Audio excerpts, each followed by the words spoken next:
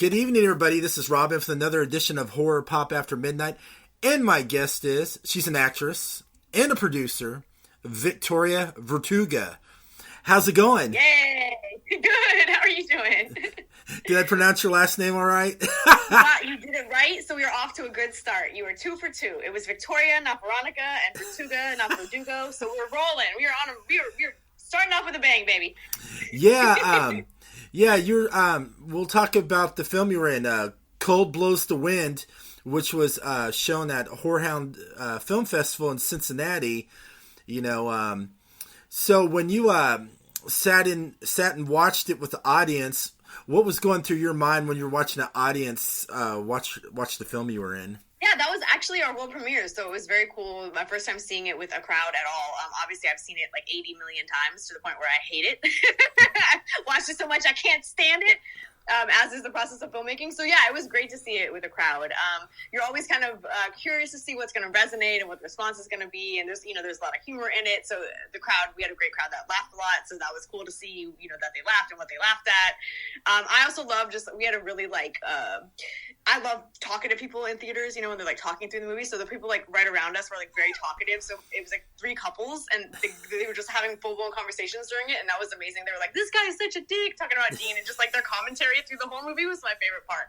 So it was very entertaining. It is very entertaining because, the film starts off, as you and Dean, coming home, to your house all tripping out when you ran over this jogger and you couldn't decide what to do with him. And I love the sarcastic remarks between you two, like who's wearing the pants in the marriage, who's going to take care of this victim, etc. Yeah, I mean, what I really loved about this project was that it really is about this couple whose relationship is crumbling, right? And then how they fare with the added stress of having committed this crime or hit this jogger. And the fact that they just can't ever get on the same page. So there's so much subtext in it, which I love. There's so many times where they're saying one thing or saying something else, or just everything that they say to each other has so much history loaded behind it, right? It's like you're arguing over sandwiches, but it's not an argument about sandwiches, it's an argument about something else. So I loved that part of it. It just gave a lot of subtext and a lot of nuance and fun stuff to play with as an actor. So that was one of my favorite parts of the script. Yeah, I loved where it was going because the movie was a trip. It also had a certain scene where Dean went, finally, to go bury the victim while you were staying at home. It's like, no, you do it. You go bury it. I'll stay here. Where the victim, turned into a zombie. That threw a little curve to me on that. I didn't think it was going that way. Mm-hmm. Yeah, there's lots of curves in this one, hopefully. So yeah, people gotta.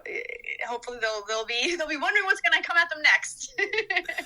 And there's I also loved the cinematography in it. There was one scene which is pretty good. I mean, most of the scenes it was shot in dark, but the editing and filming of it there was like a lot of color that was a little brightened during the dark scenes. I don't know where he was going with that, but it seemed like the colors were like a certain tone of each scene. Yeah, we had a lot of blues and oranges in it, so we actually filmed it that way with gels. So that was very much in camera. We also had an amazing color editor who just kind of took it up another notch and made it look even more beautiful, and he did amazing work on it. But we very much filmed it with those bold colors in mind to give it that really kind of strong aesthetic feel. I feel like so much of what we see nowadays is very sanitized and very boring and just very clean and even, and we really wanted it to have that moody, kind of shadowy, old school feel to it. So that's why we filmed it with those very, very specific color patterns, and then we were able to just crank that up with the color correction even more. Yeah, the one thing that really got me creepy was the part when you guys were pushing the dead body in a wheelbarrow up the hill with like the moonlight in the background. It just gave that creepy ear feeling. It kind of reminded me of that scene from the Robert Mitchum film, Night of the Hunter. I kind of had a Night of the Hunter vibe towards that. Yeah, totally. We also, we used a lot of, fog machine, a lot of smoke to give it that really kind of smoky feel. The moon, it was just convenient. We were filming in a beautiful location. We were really filming that was the real moon. Night one of filming, which is the opening of the movie with Jamie singing, there was really a thunder lightning storm, so we got some actual lightning happening behind her as she's singing that really happened in camera on the night of. So yeah, we were very lucky in terms of like the location and the super talented crew that we had. Our DP and actually the guy who did the lighting for us, our grip, is a multiple Emmy winner. He's usually a DP in his own right, but he came on to assist our DP because they're friends. So we just had amazing talent, which lends itself to a really beautiful film, I think.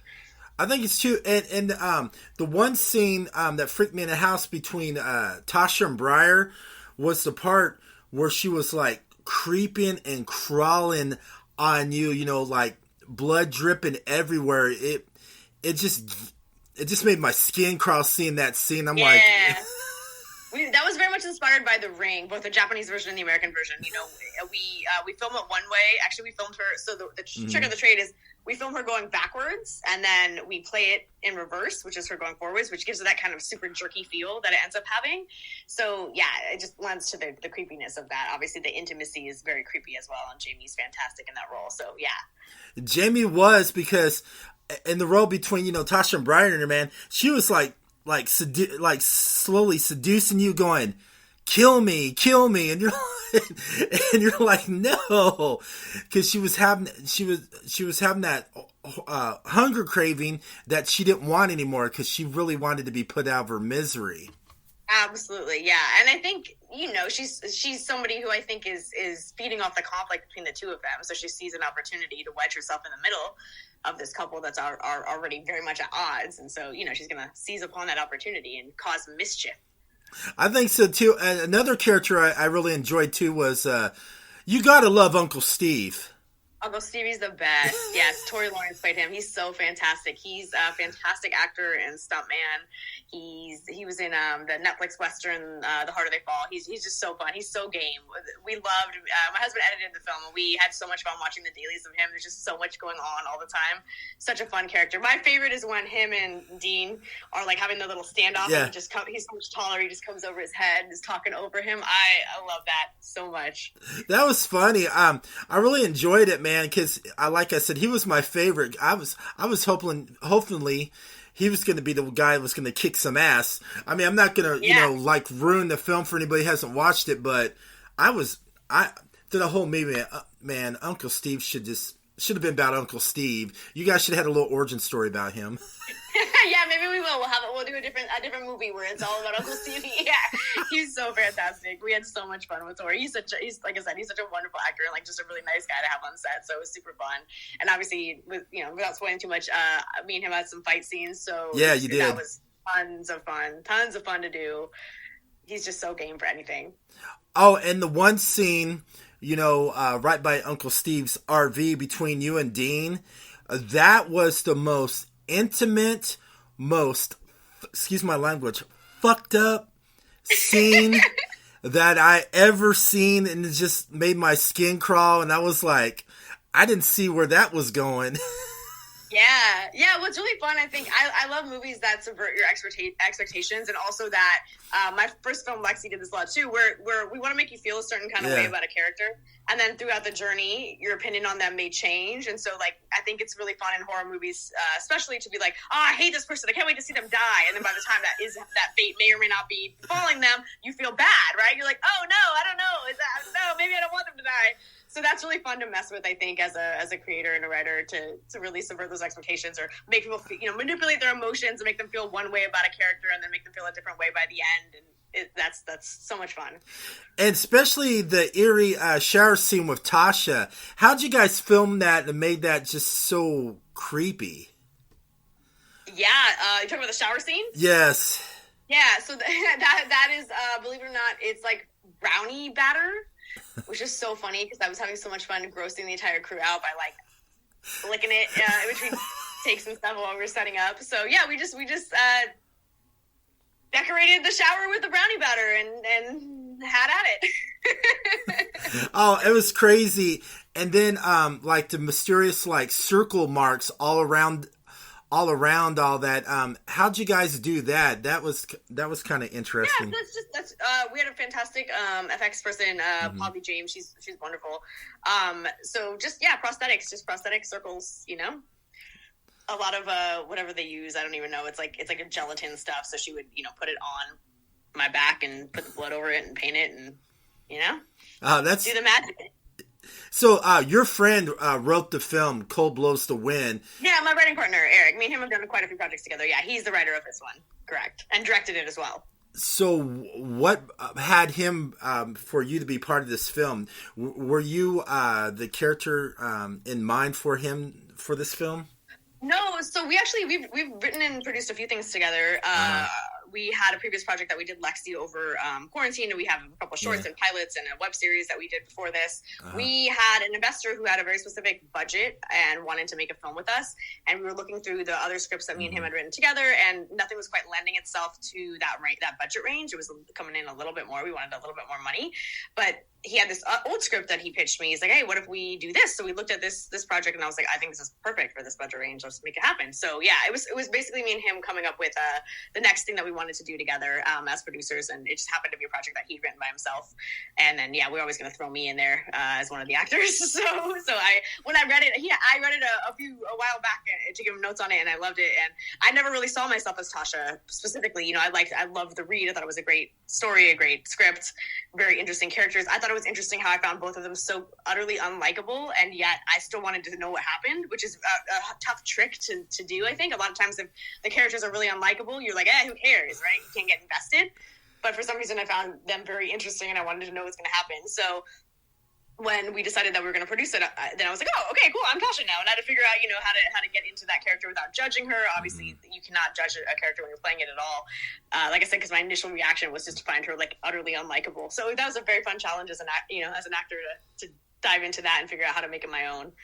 Yeah, you did a solid performance as Tasha. You had me invested in her that, she started off, real innocent, and then you find out what happens to her, and you must have lived that. You must have lived this Tasha 24/7, because the way how you presented yourself as Tasha in the film, the mannerisms, how you moved the gestures in your face, it was just darn right creepy. I'm so glad. Why, thank you. Yeah, no, it's always so fun as an actor. I think one of the main things that we look for in a script is you want to be different at the end than you are at the beginning, right? You want a journey and lots of dynamicism and different layers and stuff, and that certainly is the case in this. She has a very interesting journey, very different at the end than she is at the beginning, so that's all, we love that as an actor. That's our playground, right? That's so fun to do. I'm not method at all. I'm very unmethod. I think thankfully I have a lot of solid training, but for me, I'm able to turn it on, turn it off, get into it, get out of it. I think that you kind of to wear multiple hats on set, as a lot of times I'm the writer, director, producer as well. And this, I was the producer and the actor. I think it really behooves you to be able to snap in and snap out of it. So I just have to be sure to do all my work, my story work, my character work before we start filming. That way that's in me and in my body. And that way on set, I can worry about all the many problems that will inevitably arise as a producer. So that kind of frees me up to be able to handle those things and not let it affect my performance. That was definitely something I had to learn. Early on, the first thing I did, I think it was very easy to get distracted by all the commotion of producing and the other hats you wear, and that can unfortunately make your performance suffer. But I kind of figured out what to do after that first project to make sure I was protecting myself as an actor. So yeah. So is how it ended all that? Will we ever see another continuation with Tasha? Dun, dun, dun. We're always open. We don't have the script written yet. We don't have a sequel yet, but I'm always open to sequels. If the demand is there, if people like it and it resonates, and I always say, if anyone pays me, I'll do it. If you want another thing that I've done, they want more, pay me and I'll do it. So it's always open. Now, tell me a little bit about your other film you did as well, Lexi. Yeah, so Lexi was a film that we did during the pandemic when things were locked down because the other projects that we had lined up obviously weren't able to happen during that time. Production was shut down, everything was shut down. And we still wanted to figure out a way to, make something during that time, do what we love, be creative, give ourselves an outlet during a very weird obviously time that the whole entire world was going through. So we knew it had to be very contained. It had to be mostly me in my house. So we had to come up with a reason, why is this girl in our house? Why are we watching her? Why do we care? How do we make it interesting? So it was a very narrow set of parameters. That was a really fun creative challenge because we were able to play within that little sandbox. So it was a very small sandbox for us. So it was fun. So we came up with the idea of the mockumentary to kind of flesh out the story. There were a couple actors that are friends of mine that I've worked with on many projects that I asked if they'd be comfortable filming, just me and them and the DP and the sound guy, just very small, because it was like pre-vaccine, pre-everything. So it had to be people who were comfortable with me. So the fact that it was one at a time in that mockumentary style made it really safe during COVID. So that was a fun project. So that one's out. That one came out last fall. So that's on Amazon and Tubi and all the platforms. So people can check that out now while they wait for Cold Blows the Wind, because that probably won't be out till next year. So yeah, it's a fun little found footage mockumentary film with a lot of humor and a lot of satire and all that kind of stuff. So how's Cold Blows the Wind doing around the film festival circuit? Yeah, so we just premiered at Horror Hound, which is awesome. Yeah. We won 7 of 11 awards. We won the 2 biggest ones. We won Best Feature and Judge's Choice, which is like the best film of the festival. So that was amazing, really surprising and awesome. So hopefully we'll be, hitting up some more of the horror festivals as the year goes on. We don't have anything lined up just yet. We're waiting to hear from the next batch of them, really, kind of. So our hope is that we'll get into, some more festivals for the rest of the year, so we can go out on that festival market and festival tour and meet the fans and show the film and make new contacts and do all that stuff. And then ideally the film will come out probably sometime next year after our festival run is done. Man, that's so long, man. I want to see it again. If you only knew, the wait is so long. It's long to get the money. It's long, in pre-production. It's long in post-production. It's long waiting to get into festivals. The whole thing, it's long. It's a lot of wait. That's why you'll see movies in production for like 5 years, right? That's how it goes. Lots of patience required, unfortunately. How did he come up with the name Cold Blows the Wind? Is there like a certain story to that? That's the song that we sing in the beginning and the end of the movie to kind of bookmark it. So I think the song kind of inspired the idea of the movie. So that's where the title comes from.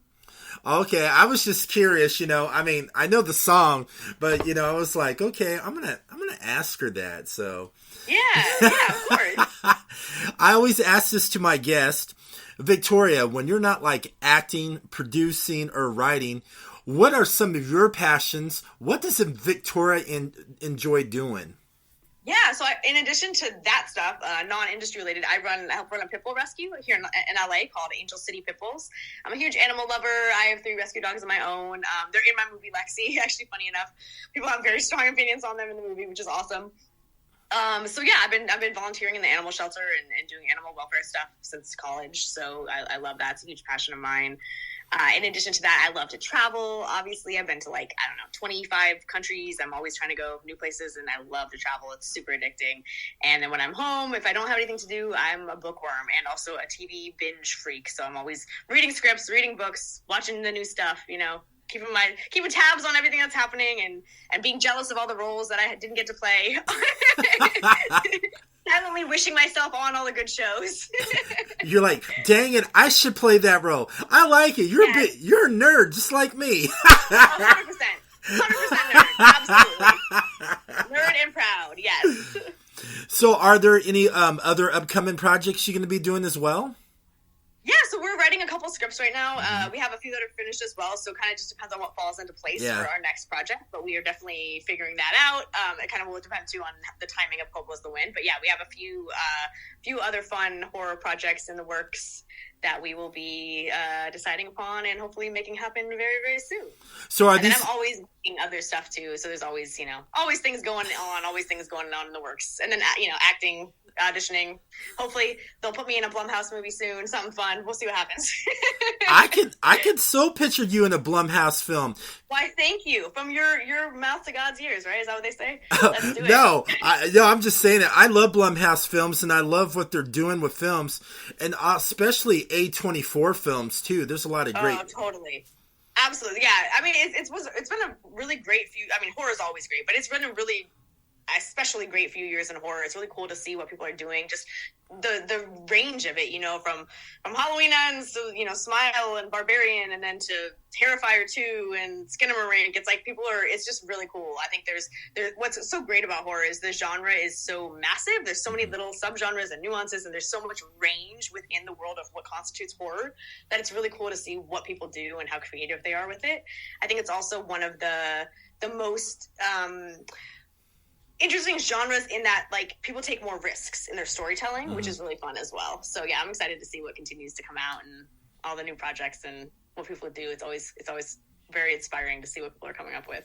Yeah. Have you ever noticed when you watch horror films, it's like when the writer writes it, it's like they had like a disturbing past or something that happened in their life, and then just something, I'm just going to take my anger, put in this film, and all the characters are going to be my frustration. It's going to be one of the best, most messed up, bloody horror film, whatever I'm going to go for.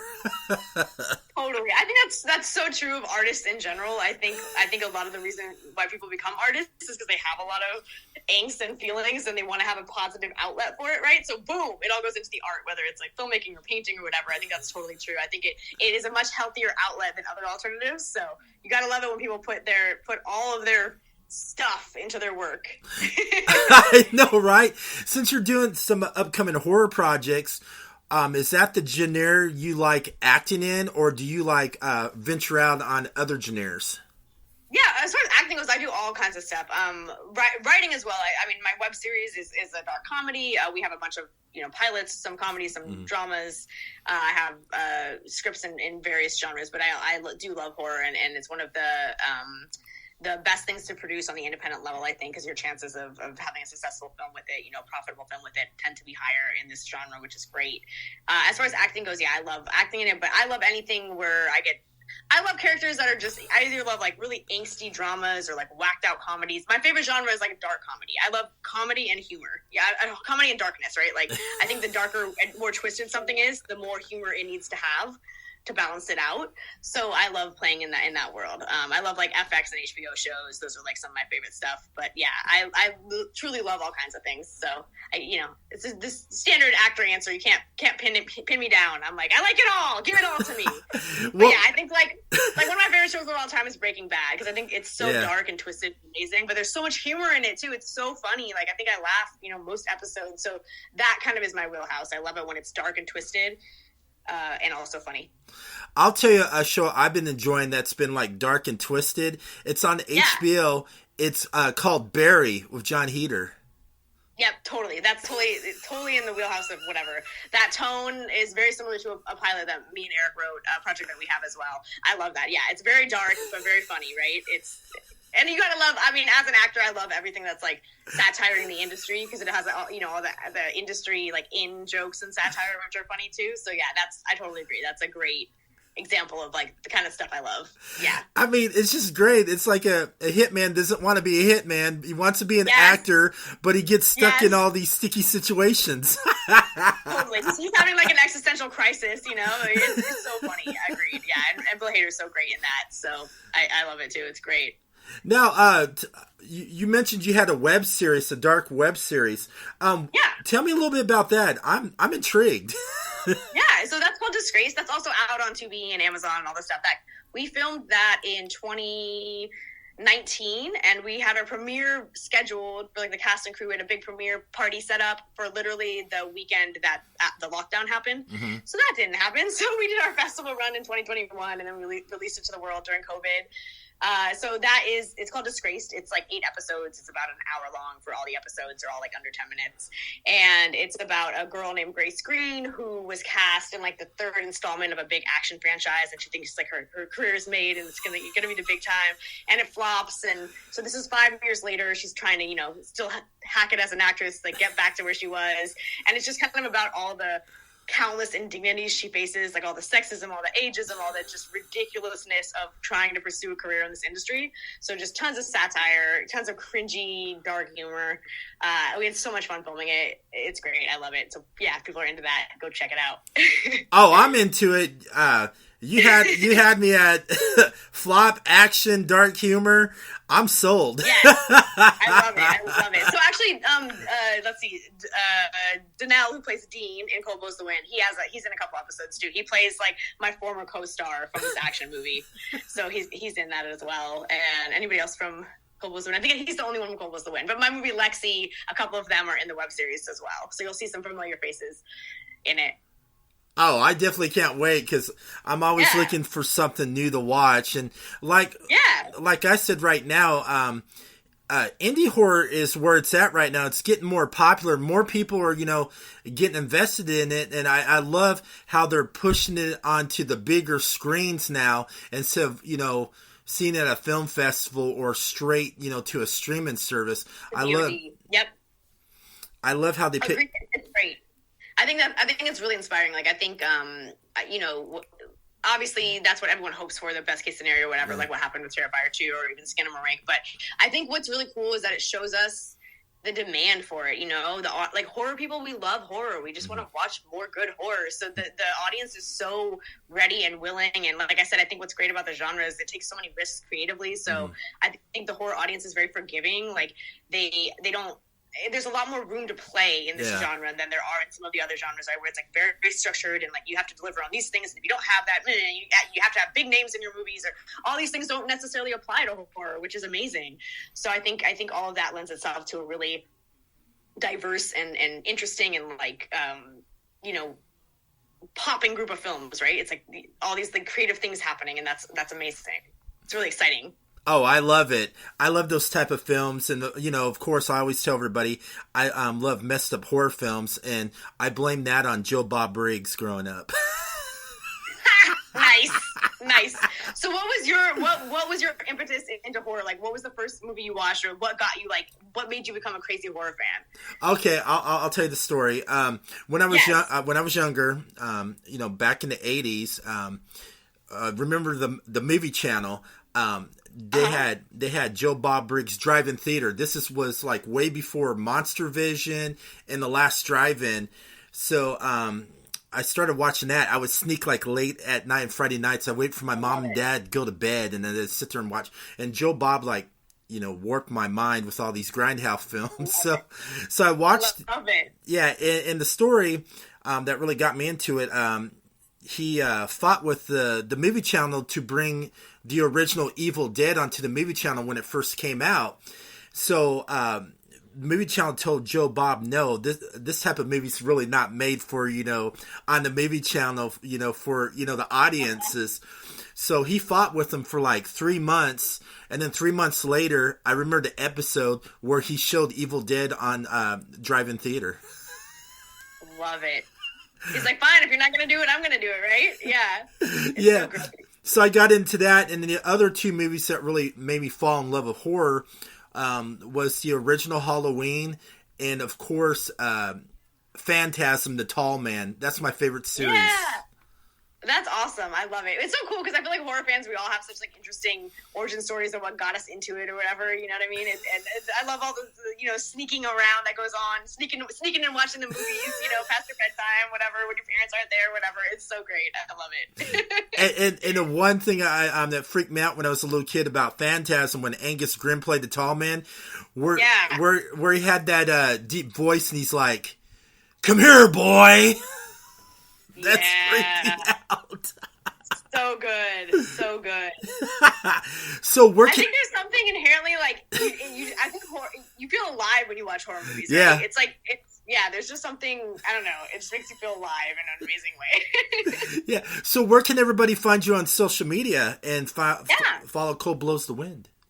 Absolutely. So for me, it's just my full name on all the platforms. So at Victoria Vertuga, and then coldblowsthewindfilm.com. We'll have updates on there, and we'll be posting about all the festivals we get in and all the news and when you can find it. And then Lexi Film is at Lexi Film, I think, or something like that. You'll find it on my there's some links are on Victoria Vertuga's socials. So yeah, follow me. And my writing partner, his is at 95 Eric. His name's Eric Williford. All right. Thank you so much for coming on. Yeah, thanks so much for having me. Yeah, and everybody have a great evening.